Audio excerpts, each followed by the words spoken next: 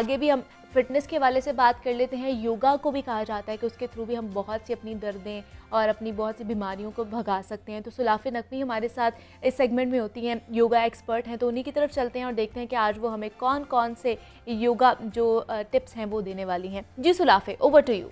जी मुनीबा, आज हम बात करने वाले हैं योगा फॉर एब्स। अक्सर पूछा जाने वाला सवाल, योगा से एब्स बन जाते हैं या टोनिंग हो जाती है? जी बिल्कुल, योगा से टोनिंग भी होती है, आपके एब्स भी डिफाइन होना शुरू हो जाते हैं, लेकिन इसके अंदर आपको कंसिस्टेंसी की ज़रूरत होती है। अगर तो हमारा ये कॉन्सेप्ट है कि योगा बहुत स्लो है, ये दिखने में स्लो है, लेकिन ये प्रोसेस बहुत इंटेंस है और इसके जो रिजल्ट्स हैं वो लॉन्ग लास्टिंग होते हैं, क्योंकि आप कंसिस्टेंसी से चल रहे होते हैं। आप अपने आप को अचानक से बूस्ट नहीं देते, आप स्लोली एक चीज़ को परफॉर्म कर रहे हैं। साथ ही साथ एक्सरसाइज के फ़वाइद तो होते हैं, आपकी ज़ात में बहुत सारी इस तरह की चीज़ें शामिल होने शुरू हो जाती हैं जो आपके लिए बहुत ज़्यादा ज़रूरी हैं लाइफ में नॉर्मल होते हुए, इस तरह से एक नॉर्मल इंसान की तरह बिहेव करते हुए। बिकॉज हमें बहुत सारे एक्सटर्नल स्टिमुलस ऐसे होते हैं जो परेशान कर रहे होते हैं। तो अगर आपको एब्स को डिफाइन करना है या बेली फैट को टारगेट करना है, तो सबसे पहले आपका कार्डियो भी बहुत इंपॉर्टेंट है, आपकी डाइट इंपॉर्टेंट है, आपका जो स्लीप साइकिल है वो इम्पॉर्टेंट है, आप पानी कितना पी रहे हैं वो इम्पॉर्टेंट है। याद रखें कि पानी आपको कितना पीना है, जितने पाउंड्स आपका वेट है उसको आप 2 पर डिवाइड करेंगे, जितने जो भी रिजल्ट आएगा वो समझ लें वो आउंस हैं, उतने आउंसेस को कप्स में आप कन्वर्ट करेंगे और उतने कप्स या ग्लासेस आपको पीने होंगे। वो होगा आपके लिए असल पानी पीने का तरीका। या नॉर्मली जिस तरह जनरली कहा जाता है 8 से 10 गिलास आप पानी पी सकते हैं, लेकिन नहर आप नहीं पिएंगे। तो अब हम एक्सरसाइजेस की तरफ आते हैं। उससे पहले आपकी एक एफर्मेशन जो आपको याद करनी होगी वो ये होगी कि आई एम रिजिलियंट, क्योंकि इन चीज़ों के लिए आपको रिजिलियंट रहना बहुत ज़्यादा ज़रूरी है। अब हम आएंगे तो आप आएंगे फ्लोर पर आप आराम से अपना स्टांस लेंगे, जो भी आपकी नॉर्मल पोजीशन है, आप आराम से बैठ गए। अब उसके बाद चूँकि हम एब्स की बात कर रहे हैं, तो एब्स के लिए पहली चीज़ तो आपका स्ट्रेस लेना बिल्कुल अच्छा नहीं है। उसकी वजह से आपको जो बेली फैट हम अक्सर कहना शुरू करते हैं या विशल फैट जिसकी आप बहुत शिकायत करते हैं, उसको बर्न करना बहुत मुश्किल हो जाता है। तो अब आपने क्या करना है, जो बिगेनर्स भी हैं सबसे पहली कोशिश उनकी क्या होगी, तो इस तरीके से आप अपने हाथ को एक्सटेंड भी कर सकते हैं या पाम को अपनी अपवर्ड्स रख सकते हैं। आपने इसमें करना है पल्स, जिस तरीके से हम क्रंचेस करते हैं यहाँ हाथ रखते हुए, ये बिल्कुल वही चीज़ है। इसमें ये होता है कि ये डबल इम्पैक्ट इसलिए कि आप ऑलरेडी बोर्ड पोज में है जिसमें आपने अपना कोर को एंगेज किया है और साथ ही साथ आप पल्सेस में इसको परफॉर्म कर रहे हैं, तो आपका जो फैट है वो जल्दी बर्न होना शुरू हो जाएगा और आपके जो एब्स हैं वो टोन होना शुरू हो जाएंगे। इसके अलावा अगर आपको ये डिफ़िकल्ट लग रहा है कि ये पल्स करना मुश्किल है, बैलेंस बनाना मुश्किल है, तो आपने यहाँ अपने हाथ रखे, आप इस तरीके से तो मूव कर सकते हैं, लेकिन आपने क्या करना है, जो इन्फिनिटी का साइन होता है आपने अपने हाथों की मदद से उसको ड्रॉ करना है इस तरीके से।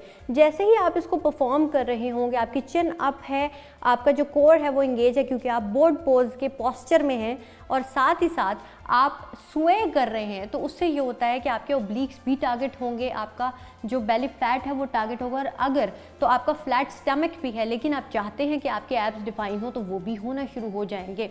इसके अलावा इसमें सबसे ज़्यादा जो एब्स की जब हम बात करते हैं तो ब्रिज पोज इंपॉर्टेंट होता है। बहुत सारे लोग उसको अंडरस्टैंड नहीं कर पाते कि ब्रिज की हम बात करें वो कैसे इसको सही करेगा। तो आप ब्रिज पोज में जा सकते हैं, आपने अपना नॉर्मल पोजिशन, नॉर्मल जितनी आप लेग्स को वाइड कर सकते हैं वो आपने किया, और उसके बाद अपनी बॉडी को इस तरीके से आपने यहाँ, और अगर चाहें तो इसको डिफ़िकल्ट बनाने के लिए आपने यहाँ पर भी पल्स को ऐड कर देना है।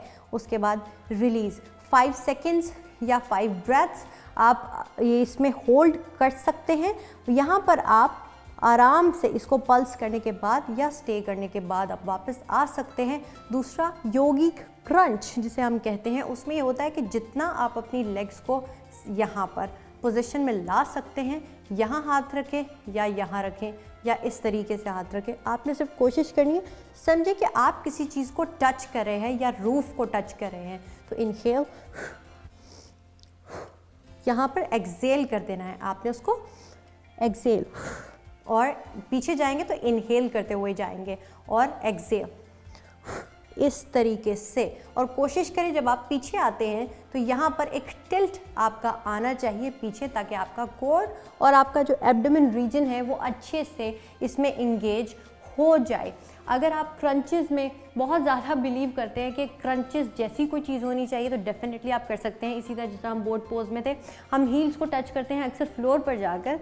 इसका शॉर्टकट ये है कि आपने यहाँ रहते हुए अपनी हील्स को टच करना। आपकी बॉडी जो है एक तरह से स्वे तो करेगी, साथ ही साथ अपनी हील्स को टच कर रहे हैं, कोर आपका इंगेज हो रहा है, ऑब्लिक्स भी आपके टारगेट होना शुरू हो जाएंगे। अगर आप इसको इंटेंस बनाना चाहते हैं तो यहाँ पर रहते हुए आपने अपनी हील को टच करने की कोशिश करनी है। सिर्फ ये पॉस्चर इसको अंडरस्टैंड करने के लिए कि आप हील्स को टच करने की कोशिश कर रहे हैं और इस तरीके से पल्सेस में इसको परफॉर्म कर रहे हैं, क्रंचेस में इसको परफॉर्म कर रहे हैं। कैमल पोज बहुत सारे लोगों का जिनका फेवरेट है वो लोग इसको परफॉर्म कर सकते हैं, और अगर आपके लिए वो डिफ़िकल्ट है तो सिर्फ और सिर्फ आपको कपालभाति करनी होगी, यानी स्कल शाइनिंग, ताकि आपकी बॉडी के जो टॉक्सिन्स हैं वो भी रिलीज़ होना शुरू हो जाए। अगर आप स्ट्रेस में हैं तो वो भी रिलीज़ होना शुरू हो जाए।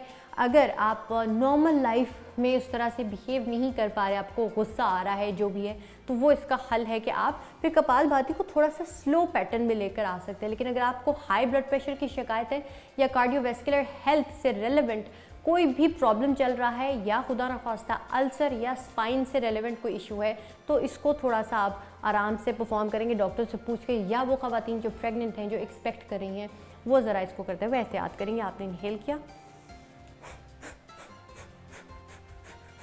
या जिन लोगों को कपालभाति मुश्किल लगती है, आपने इनहेल किया, एक्सहेल करते हुए आपने अपने स्टमक को या एब्डोमेन रीजन को स्क्वीज़ कर देना है 5 ब्रेथ्स के लिए। अगर एस्मा या कोई भी ब्रीदिंग इशू है तो 3 सेकंड से ज़्यादा आप होल्ड नहीं करेंगे। अदरवाइज जो नॉर्मल लोग हैं वो 6 सेकंड तक होल्ड कर सकते हैं, इसको स्क्वीज़ करके रखेंगे और दोबारा से inhale and exhale and squeeze, और उसके बाद आप रिलीज़ करेंगे इस पॉस्चर को। आई होप कि आपको योगा फॉर एब्स पसंद आया होगा। मुझे और जागो लाहौर को आपके फीडबैक का इंतज़ार रहेगा। मेरी तरफ से हमेशा की तरह आपको इस जर्नी के लिए भी बेस्ट